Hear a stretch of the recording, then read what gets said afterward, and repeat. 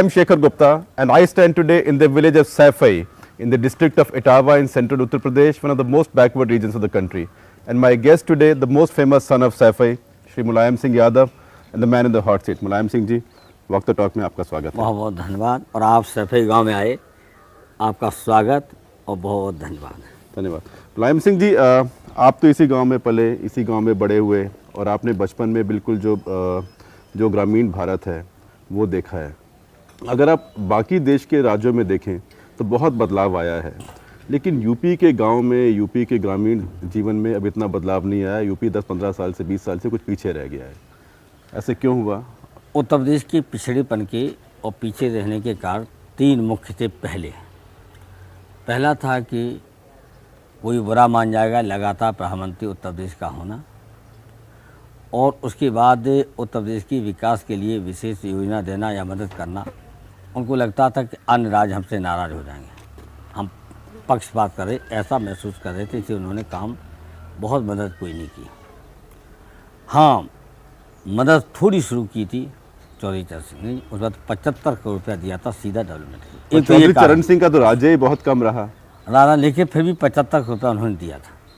उसके बाद चंद्रशेखर जी ने थोड़ा देने का प्रयास किया था, काफ़ी पैसा, तब तक अयोध्या कांड के बाद, तब तो उनकी भी सरकार चली गई।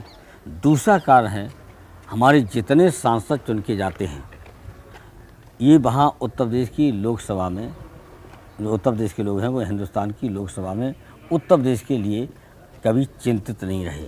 बहस तो अपनी करते रहे, और उसके अलावा किसी सचिवालय के अधिकारी से क्या क्या हमारे उत्तर प्रदेश के विकास हो सकते हैं, क्या योजनाएं हैं, उनको भी उन्होंने नहीं देखा। तो आपका कहना और ये है, एक परिणाम नतीजा बता दें, पर समझ लेंगे आप। जब हम रक्षा मंत्री बने, एक भी लोकसभा और राज्यसभा का मेंबर मुझसे मिल नहीं आया कि आप क्या तरक्की कर सकते हो, क्या दे सकते हो उत्तर प्रदेश के लिए, एक भी नहीं आया। और बाकी राज्यों के आते थे? बाकी राज्यों के सारे लोग हमसे लोकसभा के और राज्यसभा के घेरते थे, हमें कैंट में ये ज़मीन दे दो, हम ऐसा कर दीजिए, एनसीसी का ये कर दीजिए। हमने अपनी तरफ से एनसीसी की, हाँ, और मैनपुरी में एक स्टेशन बनवाना चाहते थे, तब तक है सेक्रेटरी। तीसरा कारण है, उत्तर प्रदेश की हावी रही नौकरशाही IAS केंद्रीय सचिवालय पर। केंद्रीय सचिवालय में जो उत्तर प्रदेश के IAS गए भी हैं, उन्होंने भी कभी उत्तर प्रदेश की चिंता नहीं की कि हम उत्तर प्रदेश की योजना बना के भेजें और वहाँ की सरकार को बताएं कि किस तरह से उत्तर प्रदेश को और पैसा मिल सकता है। तीन कारण तो ये मुख्य पहले थे।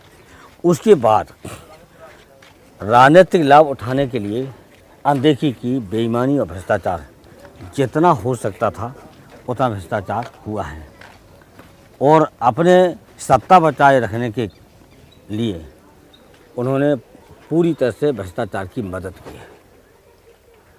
और धीरे धीरे ये हालत हुई कि जब कोई मुख्यमंत्री और मंत्री बेईमानी करेगा तो फिर नौकरशाहों को रोका नहीं जा सकता। हमारी पूरी राय रही समाजवादियों की कि भ्रष्टाचार ऊपर से नीचे जाता है।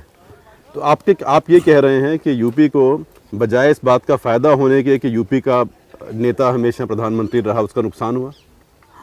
उन्होंने संपूर्ण नुकसान तो उत्तर प्रदेश का नहीं हुआ, एक उत्तर प्रदेश का इतिहास तो बना, पर उत्तर प्रदेश का फ़ायदा नहीं लेकिन हुआ। उत्तर प्रदेश के लिए किसी भी प्रधानमंत्री ने नहीं सोचा, केवल डरे, वो चाहते हुए भी डर लगता था कि हम पर कोई आक्षेप न हो, हम पर आरोप न लगे कि अपने उत्तर प्रदेश के लिए पक्षपात कर रहे हैं अन्य सूबों की तरह की वजह। अब आप देखेंगे जो हालत किसानों की पंजाब की, आंध्रा की थी, उससे कहीं खराब उत्तर प्रदेश की थी। हमें खुशी है कि पंजाब के किसानों को मदद की, हम पक्ष में हैं कि आंध्र प्रदेश के किसानों को मदद की, हम खुश हैं हरियाणा के किसानों को मदद की, लेकिन आखिर उत्तर प्रदेश के किसानों की मदद क्यों नहीं की है?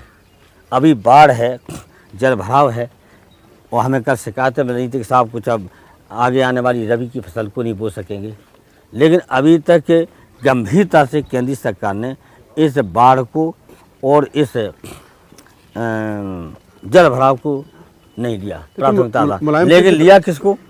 लिया अयोध्या को, जी, जिसका कोई मतलब नहीं था। अयोध्या की बात अब हम लगे थे बाढ़ में इतनी जल्दी राहत पहुँचे, ज़्यादा पहुँचे, और तब इनको दिखाई दे रहा था अयोध्या।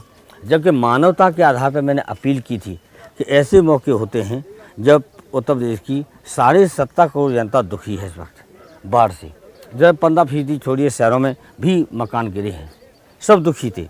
तो ऐसे मौके पे ये आंदोलन ख़त्म कीजिए। मैंने कितनी अपील की। देखिए, अयोध्या की बात पे हम आते हैं, लेकिन एक कहना यह भी है जिसको मैं मानता हूँ कि उत्तर प्रदेश का नुकसान उत्तर प्रदेश की राजनीति से हुआ है। जो राजनीति इतनी डिवाइड हो गई अब कि कुछ जाति के ऊपर, कुछ धर्म के ऊपर, तो अब किसी को उत्तर प्रदेश के जो 3 एक तरह से आप मान लिए नेता हैं या 3 ग्रुप हैं, बीजेपी है, समाजवादी पार्टी है, बहुजन समाज पार्टी है, किसी को परफॉर्मेंस की ज़रूरत ही नहीं, क्योंकि बहुजन समाज पार्टी के जो वोटर हैं उसी को वोट देंगे, परफॉर्मेंस जैसा भी हो। बीजेपी के जो एक कोर वोटर हैं उसी को वोट देंगे, परफॉर्मेंस जैसा भी हो, चाहे मंदिर के बहाने हैं। जो आपके कोर वोटर हैं वो चाहे जाति के नाम पे, चाहे क्योंकि जो मुस्लिम वोट का आपके साथ एक एलिजेंस है, तो आपको वोट मिलेगा। तो ये जब इतनी राजनीति बढ़ जाती है तो उसमें नेता के लिए काम करने की ज़रूरत क्या है, यहाँ और वो पर काम कर कैसे सकता है? एक राय अपनी बदलनी पड़ेगी आपको। ये समाजवादी पार्टी का वोट कहाँ कैसे उतना हर हालत में ऐसा नहीं है। हम संक्षिप्त बता दे रहे, जैसे बहुजन समाज पार्टी है, अपना समाज कह करके वो वोट ले सकते हैं। और कांग्रेस पार्टी अभी तक नेहरू जी का नाम लेकर के कांग्रेस चल रही है, लेकिन समाजवादी पार्टी के सामने कठिन समस्या है। हम केवल डॉक्टर लोहिया का नाम लेकर के, जयप्रकाश जी का नाम लेके, आचार्य जी के नाम लेकर के पार्टी को नहीं चाह सकते, क्योंकि समाजवाद एक सैद्धांतिक एक विचारधारा है, और विचारधारा कार्यक्रम पर चलेंगे तब हमें वोट मिल सकता है। और उसका नतीजा ये है, अब जो सरकार को जन समर्थन उत्तर प्रदेश का है, पूरी जनता का,